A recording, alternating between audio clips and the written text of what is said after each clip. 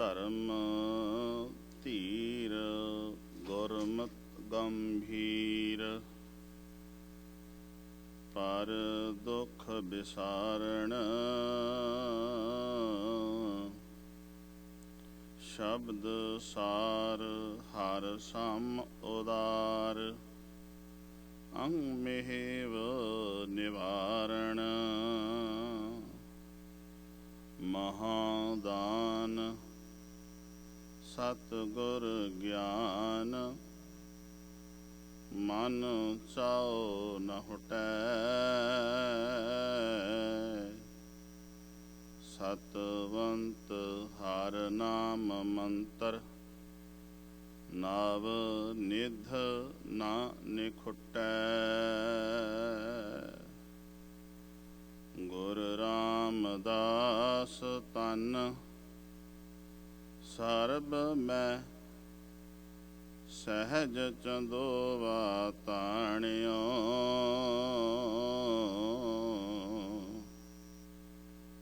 ਗੁਰ ਅਰਜਨ ਕਲਿਆ ਉਚਰੈ ਤੈਂ ਰਾਜ ਜੋਗ ਰਸ ਜਾਣਿਓ।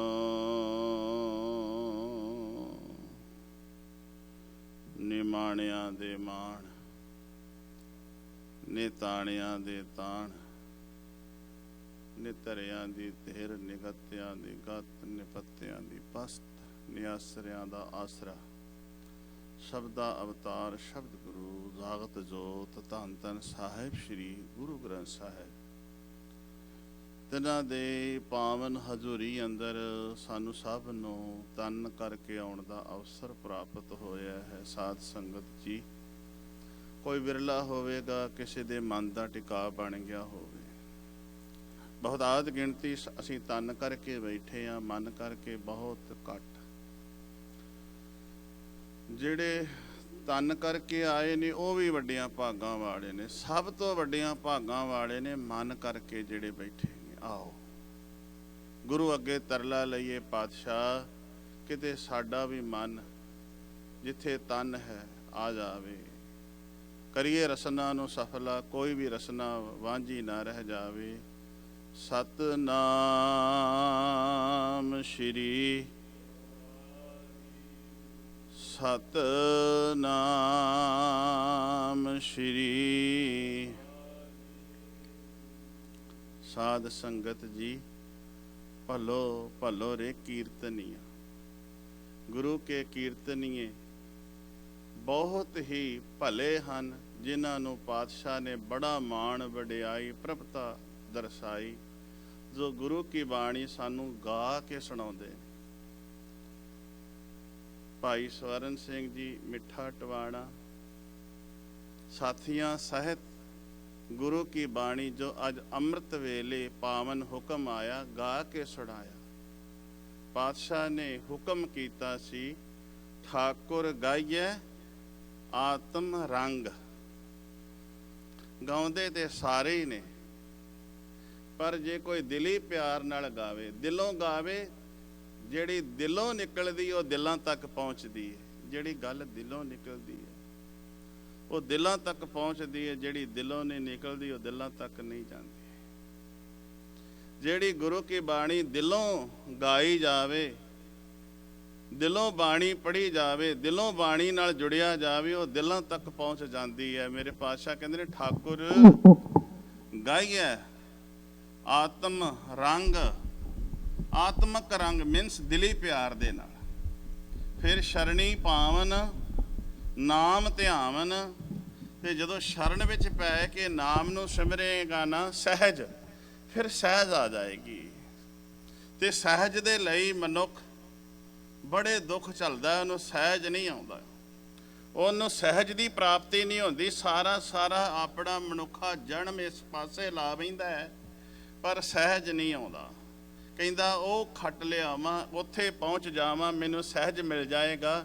ਫਿਰ ਅੱਗੇ ਰਾਹ, ਫਿਰ ਅਗਲਾ ਫਿਰ ਦਿਸ ਪੈਂਦਾ ਹੈ, ਅੱਗੇ ਨੱਸਦਾ ਹੈ, ਸਹਿਜ ਨਹੀਂ ਆਉਂਦਾ। ਸਹਿਜ ਦੀ ਪ੍ਰਾਪਤੀ ਕਰਨ ਵਾਸਤੇ ਮਨੁੱਖ ਨੱਸਦਾ ਹੀ ਰਹਿੰਦਾ ਹੈ, ਪਰ ਆਖਰ ਦਮ ਜਿਹੜੇ ਨੇ ਮੁੱਕ ਜਾਂਦੇ ਨੇ, ਸਹਿਜ ਨਹੀਂ ਆਉਂਦਾ। ਠਾਕੁਰ ਗਾਈਐ ਆਤਮ ਰੰਗ ਸ਼ਰਣੀ ਪਾਵਨ। ਸ਼ਰਨ ਵਿੱਚ ਪੈ ਕੇ ਫਿਰ ਕਿਆ ਨਾਮ ਧਿਆਵਣ। ਜਿਹੜੇ ਨਾਮ ਨੂੰ ਧਿਆਉਂਦੇ ਨੇ, ਪ੍ਰਮਾਤਮਾ ਦੇ ਨਾਮ ਨਾਲ ਜੁੜਦੇ ਨੇ, ਉਹਨਾਂ ਦੇ ਅੰਦਰ ਸਹਿਜ ਆ ਜਾਂਦਾ ਹੈ। ਮੈਂ ਭੱਟਾਂ ਦਾ ਸਵਈਆ, ਭੱਟ ਕਾਲਿਆ ਸਹਾਰ।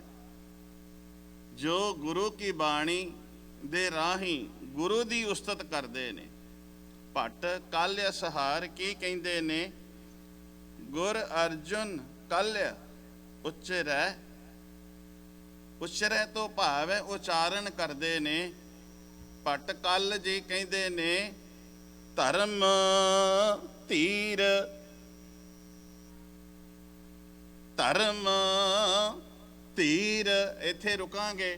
ਜਿਹੜੀ ਭੱਟਾਂ ਦੀ ਬਾਣੀ ਹੈ ਨਾ, ਬੜੀ ਮਹਿੰਗੀ ਹੈ। ਭੱਟਾਂ ਦੀ ਬਾਣੀ ਜਦੋਂ ਅਸੀਂ ਪੜ੍ਹੀਏ ਨਾ ਤੇ ਬੜੇ ਹੀ ਵਿਸ਼ਰਾਮ, ਬੜਾ ਹੀ ਧਿਆਨ ਦਿਆਂਗੇ। ਜੇ ਵਿਸ਼ਰਾਮ ਸਹੀ ਲੱਗ ਗਿਆ ਤੇ ਅਰਥ ਬਣ ਜਾਏਗਾ, ਜੇ ਵਿਸ਼ਰਾਮ ਨਾ ਬਣਿਆ ਤੇ ਅਰਥ ਨਹੀਂ ਬਣਦਾ। ਫਿਰ ਮਨੁੱਖ ਨੂੰ ਸਮਝ ਨਹੀਂ ਪੈਂਦੀ। ਕਿਆ ਧਰਮ ਧੀਰ ਗੁਰਮਤ ਗੰਭੀਰ ਪਰ ਦੁੱਖ ਵਿਸਾਰਣ। ਧੰਨ ਗੁਰੂ ਗੁਰੂ ਅਰਜਨ ਸਾਹਿਬ ਮਹਾਰਾਜ ਦੇ ਮੈਂ ਇਹ ਪ੍ਰਕਰਨ ਲਿਆ ਹੋਇਆ। ਸ਼ਹੀਦੀ ਦਾ ਕਾਰਨ ਕੀ ਸੀ? ਤੇ ਜਦੋਂ ਦਰਬਾਰ ਸਾਹਿਬ ਅਟੈਕ ਹੁੰਦਾ ਹੈ, ਉਹਨਾਂ ਦਿਨਾਂ ਦੇ ਵਿੱਚ ਧੰਨ ਗੁਰੂ ਅਰਜਨ ਸਾਹਿਬ ਮਹਾਰਾਜ ਦਾ ਸ਼ਹੀਦੀ ਪੁਰਬ ਮਨਾਇਆ ਜਾ ਰਿਹਾ ਹੈ।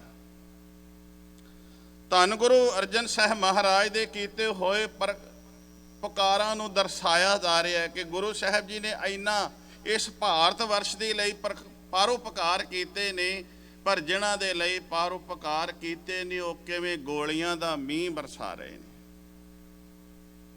ਥੋੜਾ ਵੇਖਿਆ ਜੇ ਨਾ, ਇਹ ਪ੍ਰਕਰਨ ਮੈਂ ਤਾਂ ਲਿਆ, ਜਿਨ੍ਹਾਂ ਦੇ ਲਈ ਪਰਉਪਕਾਰ ਕੀਤਾ ਹੈ, ਜਿਨ੍ਹਾਂ ਦੇ ਲਈ ਪਾਸ਼ਾ ਤਤੀ ਤਵੀ ਤੇ ਬੈਠੇ ਨੇ, ਅੱਜ ਉਹੋ ਹੀ ਬੰਦੂਕਾਂ ਲੈ ਕੇ, ਤੋਪਾਂ ਲਿਆ ਕੇ ਤੇ ਜਿੱਥੇ ਨਿਆਂ ਮਿਲ ਰਿਹਾ ਸੀ ਉਸ ਨਿਆਂ ਵਾਲੇ ਥਾਂ ਨੂੰ ਢਾਹ ਢੇਰੀ ਕਰਨਾ ਚਾਹੁੰਦੇ ਨੇ, ਤੋਪਾਂ ਦੇ ਗੋਲੇ ਪੇ ਮਾਰਦੇ ਨੇ। ਧਿਆਨ ਦਿਆ ਜੇ, ਮੈਂ ਭੱਟਾਂ ਦੀ ਬਾਣੀ ਰਾਹੀਂ ਜਿੰਨਾ ਕੁ ਨੇੜੇ ਭੱਟ ਹੋ ਕੇ ਵੇਖਦੇ ਨੇ, ਕਿਤੇ ਧੰਨ ਗੁਰੂ ਅਰਜਨ ਸਾਹਿਬ ਮਹਾਰਾਜ ਨੂੰ ਪਾਤਸ਼ਾਹ ਸਾਡੇ ਤੇ ਕਿਰਪਾ ਕਰੀ, ਕਿਧਰੇ ਨੇੜੇ ਹੋ ਕੇ ਸਾਨੂੰ ਵੀ ਇੰਨਾ ਵੇਖਣਾ ਆ ਜਾਵੇ। ਭੱਟ ਕਿੰਨਾ ਨੇੜੇ ਹੋ ਕੇ ਵੇਖ ਰਹੇ ਨੇ ਧੰਨ ਗੁਰੂ ਅਰਜਨ ਸਾਹਿਬ ਮਹਾਰਾਜ ਨੂੰ, ਕਿੰਨਾ ਉਹਨਾਂ ਨੂੰ ਕਰੀਬ ਹੋ ਕੇ ਵੇਖਦੇ ਨੇ, ਪਰ ਅਸੀਂ ਬਹੁਤ ਕਰੀਬ ਨਹੀਂ ਹੋ ਪਾਏ। ਸਾਨੂੰ ਬਾਬੇ ਨੂੰ ਵੇਖਣਾ ਹੀ ਨਹੀਂ ਆਇਆ। ਭੱਟ ਜੀ ਕਹਿੰਦੇ ਨੇ ਧਰਮ ਧੀਰ। ਪਾਤਸ਼ਾਹ ਧੰਨ ਗੁਰੂ ਅਰਜਨ ਸਾਹਿਬ ਮਹਾਰਾਜ, ਤੁਸੀਂ ਧੀਰਜ ਨੂੰ ਧਰਮ ਬਣਾ ਲਿਆ ਹੈ। ਧੀਰਜ ਨੂੰ ਤੁਸੀਂ ਧਰਮ ਬਣਾ ਲਿਆ। ਅੱਜ ਧਰਮੀ ਅਖਵਾਉਣ ਵਾਲਿਓ ਕਿੱਥੇ ਖਲੋਤੇ ਹੋਏ ਹੋ? ਧੰਨ ਗੁਰੂ ਅਰਜਨ ਸਾਹਿਬ ਮਹਾਰਾਜ, ਤੁਸੀਂ ਧੀਰਜ ਨੂੰ ਧਰਮ ਬਣਾ ਲਿਆ। ਧੀਰਜ ਨੂੰ ਧਰਮ। ਆਪਾਂ ਜਪਜੀ ਸਾਹਿਬ ਵਿੱਚ ਧਰਮ ਖੰਡ, ਗਿਆਨ ਖੰਡ, ਸ਼ਰਮ ਖੰਡ, ਕਰਮ ਖੰਡ ਤੇ ਫਿਰ ਸੱਚਖੰਡ ਦੀ ਗੱਲ ਕਰਦੇ ਹਾਂ। ਧਰਮ ਕੀ ਹੈ? ਧਰਮ ਇੱਕ ਧਾਰਨ ਕਰਨ ਵਾਲੀ ਵਸਤੂ ਹੈ। ਧਰਮੀ ਉਹ ਮਨੁੱਖ ਹੈ ਜਿਹੜਾ ਸਾਰਿਆਂ ਦੇ ਉੱਤੇ ਪਰਉਪਕਾਰ ਕਰਦਾ ਹੈ। ਧਰਮ ਉਹ ਹੈ ਜਿਹੜਾ ਆਪਣੀ ਜਿੰਦ ਨਿਸ਼ਾਵਰ ਕਰਦਾ ਹੈ। ਧਰਮ ਉਹ ਹੈ ਜਿਹੜਾ ਆਪਣੇ ਫਰਜ਼ਾਂ ਨੂੰ ਸਮਝਦਾ ਹੈ। ਧਰਮ ਉਹ ਹੈ ਜਿਹੜਾ ਇਸ ਮਨੁੱਖਾ ਜਨਮ ਦੇ ਪਰਪਸ ਨੂੰ ਸਮਝਦਾ ਹੈ ਕਿ ਮੈਂ ਮਨੁੱਖਾ ਜਨਮ ਲਿਆ ਕਿਉਂ ਹੈ, ਮੈਨੂੰ ਮਨੁੱਖਾ ਜਨਮ ਸੰਸਾਰ ਦੇ ਵਿੱਚ ਮਿਲਿਆ ਕਿਉਂ, ਨਿਰੰਕਾਰ ਨੇ ਮੈਨੂੰ ਸੰਸਾਰ ਦੇ ਵਿੱਚ ਭੇਜਿਆ ਕਿਉਂ ਹੈ, ਉਹਨੂੰ ਧਰਮ ਕਹਿੰਦੇ ਨੇ। ਜਿਹੜਾ ਆਪਣੇ ਮਨੁੱਖਾ ਜਨਮ ਦੇ ਮਕਸਦ ਨੂੰ, ਮਨੁੱਖਾ ਜਨਮ ਦੇ ਪਰਪਸ ਨੂੰ ਸਮਝ ਲੈਂਦਾ ਹੈ, ਗੁਰੂ ਪਿਆਰਿਓ, ਧਰਮੀ ਉਹ ਹੀ ਬਣ ਸਕਦਾ ਹੈ ਕਿ ਮਨੁੱਖਾ ਜਨਮ ਦਾ ਪਰਪਸ ਕੀ ਹੈ, ਮੈਨੂੰ ਮਨੁੱਖਾ ਜਨਮ ਸੰਸਾਰ ਵਿੱਚ ਮਿਲਿਆ ਕਿਉਂ ਹੈ। ਤੇ ਜਦੋਂ ਇਸ ਪਰਪਸ ਨੂੰ ਅਸੀਂ ਸਮਝਣਾ ਹੈ, ਪਹਿਲੀ ਗੱਲ ਸਾਨੂੰ ਅੱਜ ਤੱਕ ਨਹੀਂ ਪਤਾ ਲੱਗਾ ਵੀ ਸਾਨੂੰ ਮਨੁੱਖਾ ਜਨਮ ਕਾਹਦੇ ਲਈ ਮਿਲਿਆ। ਕਿ ਸਾਨੂੰ ਮਨੁੱਖਾ ਜਨਮ ਇਸ ਲਈ ਮਿਲਿਆ ਹੈ ਕਿ ਪਰਿਵਾਰ ਹੋਵੇ, ਸਾਡਾ ਕੁਟੁੰਬ ਹੋਵੇ, ਸਾਡੇ ਬੱਚੇ ਹੋਣ, ਅਸੀਂ ਉਹਨਾਂ ਨੂੰ ਪੜ੍ਹਾਈਏ ਲਿਖਾਈਏ, ਕਿਸੇ ਅਹੁਦੇ ਤੇ ਪਹੁੰਚਾਈਏ ਤੇ ਸਾਰੀ ਉਮਰ ਉਹਨਾਂ ਦੇ ਵਿੱਚ ਲੱਗੇ ਰਹੀਏ, ਕਿ ਇਹੋ ਹੀ ਹੈ। ਇਹੋ ਹੀ ਸਾਡਾ ਧਰਮ ਹੈ। ਕਿਵੇਂ ਸਾਡਾ ਧਰਮ? ਸਾਡਾ ਫਰਜ਼ ਹੈ ਕਿ ਇਹਨਾਂ ਦੀ ਪਰਵਰਿਸ਼ ਕਰਨੀ, ਇਹਨਾਂ ਦਾ ਧਿਆਨ ਰੱਖਣਾ। ਪਰ ਸਭ ਤੋਂ ਵੱਡਾ ਸਾਡਾ ਧਰਮ ਹੈ ਇੱਕ ਮਨੁੱਖਾ ਜਨਮ ਮਿਲਿਆ ਕਿਉਂ ਹੈ। ਜੇ ਬੱਚਿਆਂ ਦੀ ਪਰਿਵਾਰ ਦੀ ਗੱਲ ਹੋਵੇ ਤੇ ਪਸ਼ੂ ਪਕਸ਼ੀਆਂ ਦੇ ਵੀ ਹੁੰਦੇ ਨੇ। ਅੱਜ ਡਿਸਕਵਰੀ ਦੇ ਵਿੱਚ ਆਪਾਂ ਵੇਖਦੇ ਹਾਂ ਕਈ ਪੰਛੀ ਜਿਹੜੇ ਨੇ ਆਪਣੀ ਚੁੰਝ ਦੇ ਵਿੱਚ ਦਾਣੇ ਲੈ ਕੇ ਦੂਸਰੇ ਦੇ ਮੂੰਹ ਵਿੱਚ ਪਾ ਰਹੇ ਨੇ। ਉਹਨਾਂ ਦੇ ਵੀ ਪਰਿਵਾਰ ਨੇ, ਉਹਨਾਂ ਦੇ ਵੀ ਬੱਚੇ ਨੇ।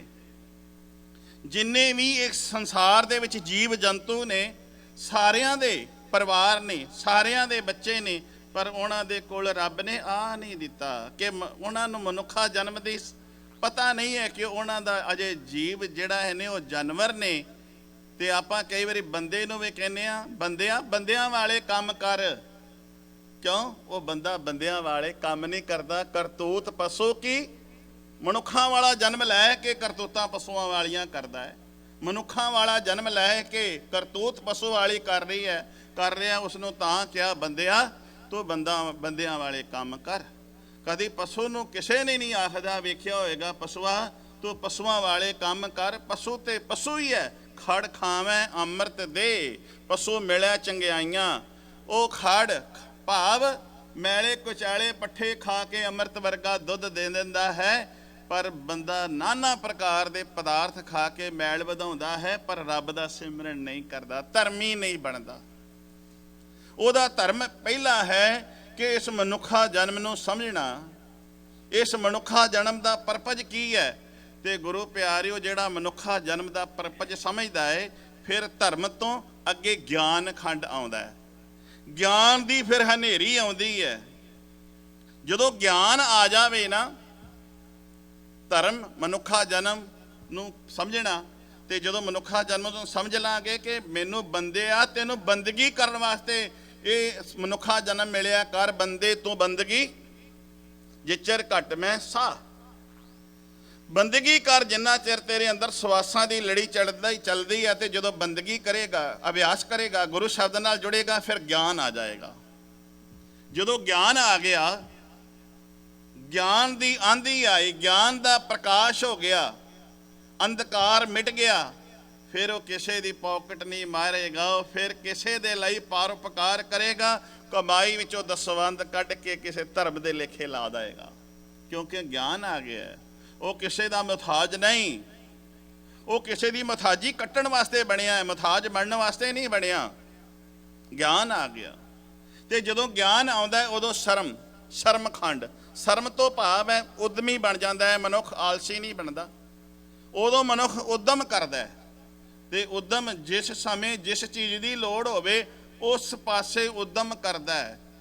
ਧਰਮਖੰਡ, ਗਿਆਨ ਖੰਡ ਤੇ ਸ਼ਰਮਖੰਡ ਤੋਂ ਭਾਵ ਹੈ ਉਦਮੀ ਹੋਣਾ। ਤੇ ਜਦੋਂ ਅਸੀਂ ਉਦਮੀ ਹੋਵਾਂਗੇ, ਕਦੀ ਸਿੱਖ ਜਿਹੜਾ ਹੈ ਨਾ, ਕਦੀ ਆਲਸੀ ਨਹੀਂ ਹੁੰਦਾ। ਸਿੱਖ ਜਿਹੜਾ ਕਦੀ ਉਹ ਮੰਗਦਾ ਨਹੀਂ ਹੈ, ਮੁਹਤਾਜ ਨਹੀਂ ਹੁੰਦਾ, ਉਦਮੀ ਹੈ। ਸ਼ਰਮਖੰਡ। ਤੇ ਫਿਰ ਪਾਤਸ਼ਾਹ ਜੀ ਅੱਗੇ ਕਹਿੰਦੇ ਨੇ ਕਰਮਖੰਡ। ਕਰਮ ਮੀਨਸ ਕੰਮ। ਜੇ ਇਹਨੂੰ ਸੰਸਕ੍ਰਿਤ ਵਿੱਚ ਵੇਖੀਏ ਤੇ ਕੰਮ ਬਣਦਾ ਹੈ, ਤੇ ਜੇ ਇਹਨੂੰ ਅਰਬੀ ਭਾਸ਼ਾ ਦੇ ਵੇਖੀਏ, ਅਰਬੀ ਦੇ ਵਿੱਚ ਇਹਨੂੰ ਵੇਖੀਏ, ਤੇ ਕਰਮ ਦੇ ਅਰਥ ਬਣਦੇ ਨੇ ਬਖਸ਼ਿਸ਼, ਰਹਿਮਤ। ਜਦੋਂ ਤੇਰੇ ਕੋਲ ਧਰਮ ਹੋਵੇਗਾ, ਫਿਰ ਗਿਆਨ ਹੋਵੇਗਾ। ਤੇ ਜਦੋਂ ਤੂੰ ਉਦਮੀ ਬਣ ਜਾਏਗਾ ਨਾ, ਉਦਮ ਤੇਰੇ ਅੰਦਰ ਹੋਵੇਗਾ, ਤੇ ਫਿਰ ਕੀ ਪਤਾ? ਫਿਰ ਕਰਮ ਤੋਂ ਮੀਨਸ ਕਈ ਵਾਰੀ ਇਹ ਇਸਲਾਮ ਵਾਲੇ ਕਹਿੰਦੇ ਨੇ ਅੱਲਾਹ ਨੇ ਕਰਮ ਕੀਆ। ਪਰਮੇਸ਼ਰ ਵਾਹਿਗੁਰੂ ਆਪਾਂ ਕਹਿੰਦੇ ਹਾਂ, ਉਹ ਅੱਲਾਹ ਕਹਿੰਦੇ ਨੇ। ਕਰਮ ਤੋਂ ਭਾਵ ਹੈ ਬਖਸ਼ਿਸ਼ ਕੀਤੀ। ਇਹ ਉਸ ਅੱਲਾਹ ਦਾ ਕਰਮ ਹੈ। ਕਰਮ ਅਰਬੀ ਵਿੱਚ ਵੇਖਾਂਗੇ ਤੇ ਬਖਸ਼ਿਸ਼। ਪਹਿਲਾਂ ਧਰਮ, ਆਪਣੇ ਮਨੁੱਖਾ ਜਨਮ ਦਾ ਪਰਪਸ ਸਮਝ, ਫਿਰ ਤੇਰੇ ਅੰਦਰ ਗਿਆਨ ਆਵੇ। ਗਿਆਨ ਤੋਂ ਬਾਅਦ ਉਦਮੀ ਬਣ ਜਾਏ, ਤੇ ਫਿਰ ਤੇਰੇ ਕੋਲ ਕਰਮ, ਬਖਸ਼ਿਸ਼। ਤੇ ਜਦੋਂ ਬਖਸ਼ਿਸ਼ ਹੋ ਜਾਏਗੀ, ਸੱਚਖੰਡ ਅੱਗੇ ਹੈ। ਅੱਗੇ ਸੱਚਖੰਡ ਹੈ। ਇਹ ਖੰਡ ਨੇ, ਇਹ ਅਸੀਂ ਜਪਜੀ ਸਾਹਿਬ ਵਿੱਚ ਪੜ੍ਹਦੇ ਹਾਂ, ਇਹ ਖੰਡ ਨੇ। ਫਿਰ ਤੈਨੂੰ ਸੱਚਖੰਡ ਵਿੱਚ, ਫਿਰ ਜਿਉਂ ਜਲ ਮੈਂ ਜਲ ਆਏ ਖਟਾਨਾ, ਤਿਉਂ ਜੋਤੀ ਸੰਗ ਜੋ ਸਮਾਨਾ। ਫਿਰ ਸੱਚਖੰਡ ਦਾ ਤੂੰ ਧਾਰਨੀ ਬਣ ਜਾਏਗਾ। ਤੂੰ ਸੱਚਖੰਡ ਵਿੱਚ ਤੈਨੂੰ ਥਾਂ ਮਿਲ ਜਾਏਗੀ। ਤੇ ਇਹ ਸੱਚਖੰਡ ਅਸੀਂ ਕਹਿ ਦਿੰਦੇ ਹਾਂ ਨਾ, ਸੱਚਖੰਡ ਵਾਸੀ। ਸੱਚਖੰਡ ਵਾਸੀ ਐਵੇਂ ਨਹੀਂ ਬਣਿਆ ਜਾਂਦਾ। ਪਹਿਲਾਂ ਧਰਮ ਖੰਡ ਦੇ ਵਿੱਚ ਜਾਣਾ ਹੈ, ਫਿਰ ਗਿਆਨ, ਤੇ ਫਿਰ ਸ਼ਰਮ, ਕਰਮ ਤੇ ਫਿਰ ਸੱਚਖੰਡ ਹੈ। ਹੁਣ ਧੰਨ ਗੁਰੂ ਗੁਰੂ ਨਾਨਕ ਸਾਹਿਬ ਮਹਾਰਾਜ ਨੂੰ ਇੰਨਾ ਨੇੜਿਓਂ ਹੋ ਕੇ ਭੱਟ ਕਾਲਿਆ ਸਹਾਰ ਵੇਖ ਰਹੇ ਨੇ। ਕਿਆ ਧਰਮ ਧੀਰ, ਦਾਤਾ ਜੀ ਗੁਰੂ ਅਰਜਨ ਸਾਹਿਬ ਮਹਾਰਾਜ, ਤੁਸੀਂ ਧੀਰਜ ਨੂੰ ਧਰਮ ਬਣਾ ਲਿਆ ਹੈ। ਤੁਸੀਂ ਤਤੀ ਤਵੀ ਤੇ ਬੈਠ ਕੇ ਵੀ ਤੁਹਾਡਾ ਧੀਰਜ ਨਹੀਂ ਕੋਈ ਖੋ ਸਕਦਾ। ਇੰਨੇ ਤੁਸੀਂ ਧੀਰਜ ਹੋ, ਇੰਨੇ ਧੀਰਜਵਾਨ ਹੋ। ਤਤੀ ਤਵੀ ਤੇ ਬੈਠੇ ਹੋ ਤੇ ਤੁਹਾਡਾ ਧੀਰਜ ਉੱਥੇ ਦੀ ਉੱਥੇ ਹੈ, ਟਸ ਤੋਂ ਮਸ ਨਹੀਂ ਹੋਇਆ, ਕਿਉਂਕਿ ਤੁਸੀਂ ਧੀਰਜ ਨੂੰ ਧਰਮ ਬਣਾਇਆ ਹੋਇਆ ਹੈ। ਧੀਰਜ ਨੂੰ ਧਰਮ ਬਣਾਇਆ। ਗੁਰਮਤ ਗੰਭੀਰ, ਤੇ ਗੁਰਮਤ ਕਰਕੇ ਤੁਸੀਂ ਬੜੇ ਡੂੰਘੇ ਹੋ। ਗੁਰਮਤ ਕਰਕੇ ਤੁਹਾਡੀਆਂ ਡਹਿੰਗਾਈਆਂ ਜਿਹੜੀਆਂ ਨੇ ਉਹ ਮਾਪੀਆਂ ਨਹੀਂ ਜਾ ਸਕਦੀਆਂ। ਗੁਰਮਤ ਗੰਭੀਰ, ਗੰਭੀਰ ਤੋਂ ਭਾਵ ਡੂੰਘਾਈ। ਵੱਡੇ ਮੇਰੇ ਸਾਹਿਬਾ ਗਹਿਰ ਗੰਭੀਰਾ, ਗੁਣੀ ਗਹੀਰਾ ਕੋਈ ਨਾ ਜਾਣੈ, ਤੇਰਾ ਕੀਤਾ ਕੇਵੜ ਚੀਰਾ। ਚੀਰਾ ਤੋਂ ਭਾਵ ਹੈ ਦਾਤਿਆ ਤੇਰੇ ਵਿਸਥਾਰ ਦਾ ਕੋਈ ਪਤਾ ਨਹੀਂ, ਤੇਰੀਆਂ ਕਿੰਨੀਆਂ ਕੋ ਡਗਾਈਆਂ ਨੇ। ਜਿਵੇਂ ਸਮੁੰਦਰ ਦਾ ਪਾਣੀ ਮਾਪਿਆ ਨਹੀਂ ਜਾ ਸਕਦਾ, ਸਮੁੰਦਰ ਦੀ ਗਹਿਰਾਈਆਂ ਦੱਸੀਆਂ ਨਹੀਂ ਜਾ ਸਕਦੀਆਂ। ਮੱਛੀ ਜਿਹੜੀ ਹੈ ਸਮੁੰਦਰ ਦੀਆਂ ਗਹਿਰਾਈਆਂ ਨਹੀਂ ਦੱਸ ਸਕਦੀ। ਉਹ ਦੱਸ ਨਹੀਂ ਸਕਦੀ ਕਿ ਸਮੁੰਦਰ ਦੇ ਵਿੱਚ ਇੰਨਾ ਕੋ ਪਾਣੀ ਹੈ। ਦਾਤਿਆ ਧੰਨ ਗੁਰੂ ਗੁਰੂ ਅਰਜਨ ਸਾਹਿਬ ਮਹਾਰਾਜ, ਤੇਰੀਆਂ ਬਖਸ਼ਿਸ਼ਾਂ ਦੱਸੀਆਂ ਨਹੀਂ ਜਾ ਸਕਦੀਆਂ। ਤੇਰੀਆਂ ਬਖਸ਼ਾਂ ਰਹਿਮਤਾਂ ਤੇਰੀਆਂ ਬਿਆਨ ਨਹੀਂ ਕੀਤੀਆਂ ਜਾ ਸਕਦੀਆਂ। ਭੱਟ ਕਾਲਿਆ ਸਹਾਰ ਜੀ ਕਹਿੰਦੇ ਨੇ ਧਰਮ ਧੀਰ, ਗੁਰਮਤ ਗੰਭੀਰ। ਗੁਰਮਤ ਵਿੱਚ ਤੁਸੀਂ ਬੜੇ ਡੂੰਘੇ ਹੋ। ਗੁਰਮਤ ਕਰਕੇ ਤੁਹਾਡੀਆਂ ਡੂੰਘਾਈਆਂ ਜਿਹੜੀਆਂ ਦਰਸਾਈਆਂ ਨਹੀਂ ਜਾ ਸਕਦੀਆਂ। ਉਹ ਕਿਉਂ? ਪਰ ਦੁੱਖ ਵਿਸਾਰਣ, ਤੁਸੀਂ ਪਰਾਏ ਦੁੱਖ ਨੂੰ ਦੂਰ ਕਰਦੇ ਹੋ। ਆਪਣੇ ਲਈ ਤੇ ਸਾਰੇ ਤੜਫਦੇ ਨੇ, ਪਰ ਦੁੱਖ ਵਿਸਾਰਣ। ਪਰ ਦੁੱਖ ਦੂਸਰੇ ਦਾ ਦੁੱਖ। ਹੁਣ ਮਨੁੱਖ ਨੂੰ ਕਿੰਨੇ ਦੁੱਖ ਲੱਗੇ ਨੇ, ਆਦ ਵਿਆਦ ਉਪਾਦ। ਅਧਿਆਤਮਕ ਰੋਗ ਲੱਗਾ ਹੈ। ਅਧਿਆਤਮਕ ਰੋਗ ਤੋਂ ਭਾਵ ਹੈ ਸਰੀਰ ਦੇ ਰੋਗ, ਤਨ ਦੇ ਰੋਗ। ਤਨ ਦੇ ਨਾਲ ਨਾਲ ਮਨ ਕਰਕੇ ਮਨੁੱਖ ਰੋਗੀ ਹੋਇਆ ਹੈ। ਧੰਨ ਗੁਰੂ ਅਰਜਨ ਸਾਹਿਬ ਮਹਾਰਾਜ ਦੀ ਬਾਣੀ ਪੜ੍ਹੋ, ਮਨ ਦੇ ਵੀ ਰੋਗ ਦੂਰ ਹੋ ਜਾਂਦੇ ਨੇ। ਗੁਰੂ ਕੀ ਬਾਣੀ ਦੇ ਨਾਲ ਜੁੜੋ। ਜਿਹੜੇ ਮਨ ਕਰਕੇ ਰੋਗੀ ਨੇ ਨਾ, ਉਹਨਾਂ ਦੇ ਮਨ ਦੇ ਰੋਗ ਦੂਰ ਹੋ ਜਾਂਦੇ ਨੇ। ਪਰ ਦੁੱਖ ਨਿਵਾਰਨ। ਭੱਟ ਕਾਲਿਆ ਸਹਾਰ ਇੰਨਾ ਨੇੜੇ ਹੋ ਕੇ ਵੇਖ ਰਹੇ ਨੇ। ਦਾਤਿਆ ਧੰਨ ਗੁਰੂ ਅਰਜਨ ਸਾਹਿਬ ਮਹਾਰਾਜ, ਤੁਸੀਂ ਧੀਰਜ ਨੂੰ ਧਰਮ ਬਣਾਇਆ ਹੈ। ਇੰਨੇ ਗੰਭੀਰ ਹੋ, ਇੰਨੇ ਵਿਸ਼ਾਲ ਹਿਰਦੇ ਵਾਲੇ, ਡੂੰਘਾਈਆਂ ਵਾਲੇ ਹੋ। ਪਰ ਦੁੱਖ ਵਿਸਾਰਣ। ਪਰਾਇਆ ਦੁੱਖ, ਮਾਨਸਿਕ ਪ੍ਰੋਬਲਮ ਜਿਨ੍ਹਾਂ ਨੂੰ ਅੱਜ ਹੈ, ਡਿਪਰੈਸ਼ਨ ਵਿੱਚ ਅਸੀਂ ਸਾਰੇ ਹੀ ਤੁਰੇ ਫਿਰਦੇ ਹਾਂ। ਪੜ੍ਹੋ ਗੁਰੂ ਦੀ ਬਾਣੀ, ਗੁਰੂ ਅਰਜਨ ਸਾਹਿਬ ਮਹਾਰਾਜ ਦੀਆਂ, ਤੁਹਾਡੀਆਂ ਡਿਪਰੈਸ਼ਨਾਂ ਦੂਰ ਹੋ ਜਾਣ, ਤੁਹਾਡੀਆਂ ਮਾਨਸਿਕ ਪ੍ਰੋਬਲਮਾਂ ਜਿਹੜੀਆਂ ਨੇ ਦੂਰ ਹੋ ਜਾਣ। ਆਦ ਵਿਆਦ ਤੇ ਉਪਾਦ, ਇੱਕ ਉਹ ਰੋਗ ਨੇ ਜਿਹੜੇ ਅਣਚਾਣ ਚੱਕ ਆ ਪੈਂਦੇ ਨੇ। ਹਨੇਰੀ ਆ ਜਾਏ, ਬਿਜਲੀ ਡਿੱਗ ਪਏ, ਆਸਮਾਨੀ ਬਿਜਲੀ। ਆ ਜਿਹੜਾ ਰੋਗ ਅੱਜ ਜਿਹਨੂੰ ਵਾਇਰਸ ਕਹਿ ਰਹੇ ਆ, ਇਹ ਕੁਦਰਤੀ ਨੇ, ਪ੍ਰਕਿਰਤੀ ਵੱਲੋਂ ਰੋਗ ਲੱਗੇ ਆਏ ਨੇ। ਮੇਰੇ ਪਾਤਸ਼ਾਹ ਜੀ ਕਹਿੰਦੇ ਨੇ ਇੱਕ ਵਾਰੀ ਗੁਰੂ ਕੇ ਚਰਨਾਂ ਨਾਲ ਜੁੜ ਜਾ, ਤੇਰੇ ਸਾਰੇ ਪ੍ਰਕਿਰਤੀ ਵੱਲੋਂ ਆਏ ਹੋਏ ਤੇਰੇ ਮਾਨਸਿਕ ਰੋਗ, ਤੇਰੇ ਤਨ ਦੇ ਰੋਗ, ਤਿੰਨੇ ਤਾਪ ਨਿਵਾਰਨ ਹਾਰਾ, ਦੁੱਖ ਹੰਤਾ ਸੁਖ ਰਾਸ। ਤਾਂ ਕੋ ਬਿਗਨ ਨ ਕੋ ਲਾਗੈ, ਜਾਂ ਕਿ ਪ੍ਰਭ ਆਗੇ ਅਰਦਾਸ। ਜਿਨ੍ਹਾਂ ਦੀ ਅਰਦਾਸ ਗੁਰੂ ਪਾਸ ਹੈ, ਉਹਨਾਂ ਨੂੰ ਇੱਕ ਰੋਗ ਨਹੀਂ ਸਤਾਉਂਦਾ। ਕਿਆ? ਪਰ ਦੁੱਖ ਵਿਸਾਰਣ। ਜੇ ਮੈਂ ਦੁੱਖ ਦੀ ਹੀ ਵਿਆਕਰਨ ਦੇ ਅਨੁਸਾਰ ਜੇ ਹੋਰ ਪਰ ਇਹਦਾ ਵਿਸਥਾਰ ਕਰਾਂ ਨਾ, ਤੇ ਦੁੱਖ ਤੇ ਹੀ ਖਲੋਤਾ ਰਹਿ ਜਾਵਾਂਗਾ। ਮੇਰਾ ਟਾਈਮ ਦੁੱਖ ਤੇ ਹੀ ਹੋ ਜਾਣਾ, ਕਿਉਂਕਿ ਮੇਰੇ ਪਾਤਸ਼ਾਹ ਕਹਿੰਦੇ ਦੁੱਖ ਇੱਕ ਨਹੀਂ ਹੈ। ਦੁੱਖ ਵਿਛੋੜਾ, ਇੱਕ ਦੁੱਖ ਭੂਖ, ਇੱਕ ਦੁੱਖ ਸਖਤਵਾਰ ਜਮਦੂਤ। ਦੁੱਖ ਵਿਛੋੜੇ ਦਾ ਵੀ ਹੈ। ਜਿਨ੍ਹਾਂ ਨੂੰ ਵਿਛੋੜਾ ਪਿਆ ਉਹਨਾਂ ਨੂੰ ਪੁੱਛ ਕੇ ਵੇਖੋ ਕਿੱਡੇ ਦੁਖੀ ਨੇ।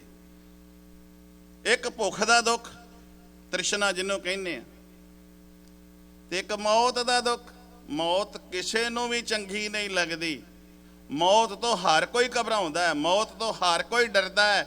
ਪਰ ਜਿਹੜਾ ਧੰਨ ਗੁਰੂ ਅਰਜਨ ਸਾਹਿਬ ਮਹਾਰਾਜ ਤੁਹਾਡਾ ਫਲਸਫਾ ਪੜ੍ਹ ਲਵੇ, ਉਹਨੂੰ ਮੌਤ ਤੋਂ ਡਰਦਾ ਨਹੀਂ ਹੈ, ਮੌਤ ਉਹਨਾਂ ਦੇ ਕੋਲੋਂ ਡਰਦੀ ਹੈ।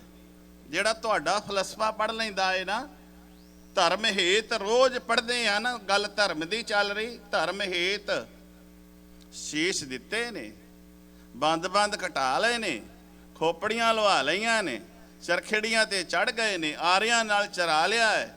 ਇਹ ਉਹ ਹੀ ਨੇ ਜਿਹੜੇ ਗੁਰੂ ਕੀ ਬਾਣੀ ਰਾਹੀਂ ਗੁਰੂ ਨੂੰ ਬਹੁਤ ਨੇੜਿਓਂ ਹੋ ਕੇ ਵੇਖ ਲਿਆ। ਤਤੀ ਤਵੀ ਤੇ ਬਹਿ ਗਿਆ ਦਾਤਿਆ, ਜੇ ਤੂੰ ਬਹਿ ਸਕਦਾ ਹੈ ਤੇ ਅਸੀਂ ਵੀ ਤੇ ਤੇਰੇ ਸਿੱਖ ਹੀ ਹਾਂ ਨਾ। ਗੁਰੂ ਅਤੇ ਗੁਰੂ ਦੇ ਸਿੱਖ ਦੇ ਵਿੱਚ ਕੋਈ ਫਰਕ ਨਹੀਂ ਰਹਿ ਜਾਂਦਾ। ਗੁਰ ਪਰਮੇਸ਼ਰ ਇੱਕੋ ਦਾਨ, ਹਉ ਖਾਲਸੇ ਕੋ ਖਾਲਸਾ ਮੇਰੋ, ਓਤ ਪੋਤ ਸਾਗਰ ਬੁੰਦੇਰੋ। ਪਾਸ਼ਾ ਕਹਿੰਦੇ ਨੇ ਮੈਂ ਖਾਲਸੇ ਦਾ, ਖਾਲਸਾ ਮੇਰਾ ਹੈ। ਜਿਵੇਂ ਸਮੁੰਦਰ ਦੇ ਵਿੱਚ ਕਣੀ ਕੋਈ ਚਲੇ ਜਾਵੇ ਪਾਣੀ ਦੀ, ਉਸੇ ਦਾ ਰੂਪ ਬਣ ਜਾਂਦੀ ਹੈ। ਮੇਰੇ ਗੁਰੂ ਕੀ ਬਾਣੀ ਪੜ੍ਹਨ ਵਾਲੇ ਆਪਣੇ ਗੁਰੂ ਦੇ ਵਿੱਚ ਉਸੇ ਤਰ੍ਹਾਂ ਸਮਾ ਜਾਂਦੇ ਨੇ, ਫਿਰ ਮੌਤ ਤੋਂ ਘਬਰਾਉਂਦੇ ਨਹੀਂ। ਕਿਆ ਸ਼ਬਦ ਸਾਰ ਹਰ ਸਮ ਉਦਾਰ। ਹਰ ਹੁਣ ਇੰਨਾ ਨੇੜੇ ਹੋ ਕੇ ਪੱਟ ਵੇਖ ਰਹੇ ਨੇ। ਸਾਰ ਤੋਂ ਭਾਵ ਹੈ ਸ੍ਰਿਸ਼ਟ।